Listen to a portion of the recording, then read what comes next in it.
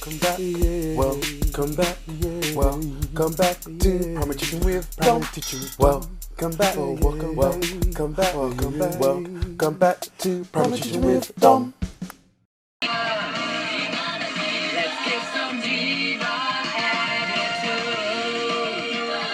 Hello and welcome back to Primary Teaching with Dom.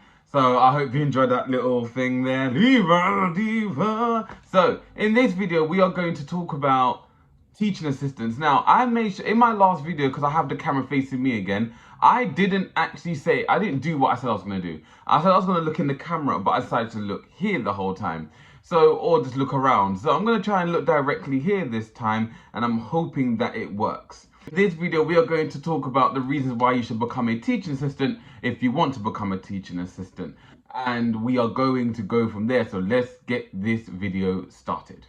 So for those of you out there that want to be in education but don't necessarily want to be a teacher yet, or just don't want to be a teacher at all, but you're thinking a teaching assistant role, or LSA, which is short for Learning Support Assistant, which is a one-to-one, then this is the video for you. So let's go for a little backstory and then we'll get on to the information.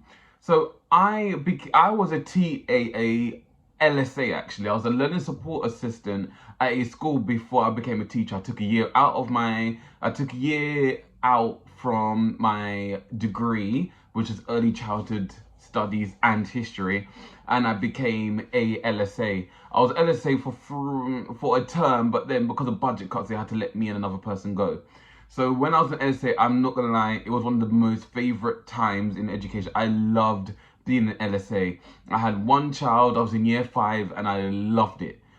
Absolutely everything to do about it. I wasn't always in the class. I'll sometimes go into what they would call the SEN room, where they'll have different resources for children. Then that was pre-COVID, you know, the time that you could actually mix.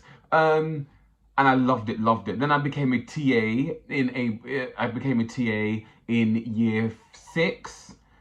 And then after SATs, I became a TA in year 3, all the way from there's year 6 and year 3 TA from January all the way to July. And I loved every single moment. Guys, I loved being a TA. If I was not a teacher, I would definitely be working in education as a teacher assistant. Maybe more so an LSA rather than an actual TA. I think I prefer being an LSA so much more than actually being a teaching assistant. But don't get it wrong, I loved it all. So as a teaching assistant, guys, I don't necessarily like the word teaching assistant. I like the word education assistant. So you're assisting the education of children. That's how I like it. I should put ES there, education, EA, yes, EA. But TA, because, that's the way that life goes. So TA, or they call it the higher need, there's a higher needs teaching assistant, which is your LSA basically. So there's two different ones. So your teaching assistant role is you're in class majority of the day, or maybe in the afternoon you're doing interventions mostly. So you're out of the class with a specific number of children working on whatever it might be. It might be maths, it might be English, it might be phonics, it might be catching them up on the history that they missed out, or the science lead that they've missed out on, or any kind of catch up basically in the afternoon. But in the morning, you're in the class, you're helping the children with their education alongside helping the teacher.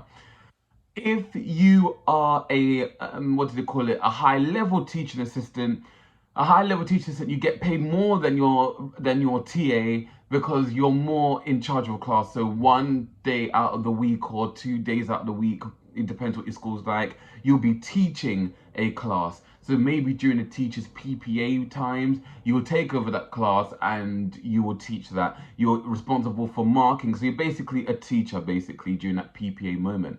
You might do planning. It depends on what your school's like. I know some that did, and I know some that don't. But that's basically it. So you're a teaching assistant, where you're in class, assisting the education of children, and in the afternoons your intervention. Or you're a higher level teacher assistant, where you're still in the classroom, still doing everything the TA would be doing, but on the teacher's PPA, you would take over that class and you would teach them and mark and do all of that. And it might not just be for your class, it might be for actual another year, but depending on COVID now, it might actually be within the year groups. So you've got those two type of teacher assistants. Then the next one you have, which is one that I loved the most, was LSA. LSA, Learning Support Assistant, or Higher Needs Teacher Assistant, whatever your school may call it. But at my time, when I did it 4 years ago, it was an LSA. This is where you're one-to-one or maybe one-to-two sometimes with a child who has a specific special educational need. So it might be autism, it might be dyslexia, it might be whatever it might be. You're with that one child throughout the whole day. Depending on their severity, you might be with them during lunchtime as well to make sure that they're safe and that their well-being and safeguarding is taken care of. So with that, you're in the classroom majority of the time. You might have intervention, but you're having intervention with your child that you are looking after, and maybe one other child who might have a special educational need as well, but does not require a one-to-one throughout the day. Makes sense.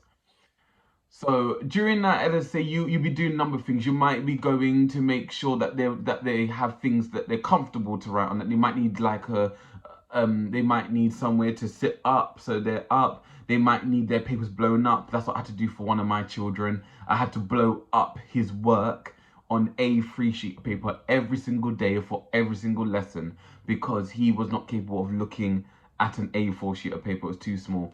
You might be making sure that if they have a wheelchair, that the wheelchair is accessible. You might need to make sure that you're in constant communication with the parent, especially as an LSA, because the parent has more of a relationship with you than they would do their teacher, just because you're with that child all the time and you'll be feeding back to the parent, which then you as an LSA will feed back to the teacher. So we're all in communication. You know what I mean? As a teacher, clearly you have to have a relationship with the child as well, and the child and their parent, but majority of the time as an LSA, you'll be having that back and forth conversation all the time, because when it comes to home time, you will probably be there to make sure they're dismissed. So that's how it is. And LSA as well, it could be that you're working with one child in the morning and a different child in the afternoon. Or if they're really high needs, you might work with that one child the whole day. So that's the different types. I would say that being a teaching assistant is so important that it's ridiculous. I cannot live without having a TA in the class, and I don't just mean to help out. It's not even helping the education of children. It's mostly it's for me to help me, like, for support, for guidance. These teaching assistants have been in education a lot longer than I've been in education. These teachers have seen it all, done it all, but they just don't want to become a teacher. So I really hate when people downgrade or put teacher assistants as though, oh, you're just teaching, you don't know anything. When majority of the time, they know more than you know. I hold teaching assistants at high regard. I really want people to put respect on teaching assistants' names because they know so much. They've got so much wisdom to give you. Even if they're new, they can bring something new and fresh. If you're a teacher, you to give them the planning for them to do. It is hard sometimes, but just make sure that teacher assistants are gold. And as I said, if I was not a teacher, I would definitely be a teacher assistant. Maybe not a class-based teacher assistant.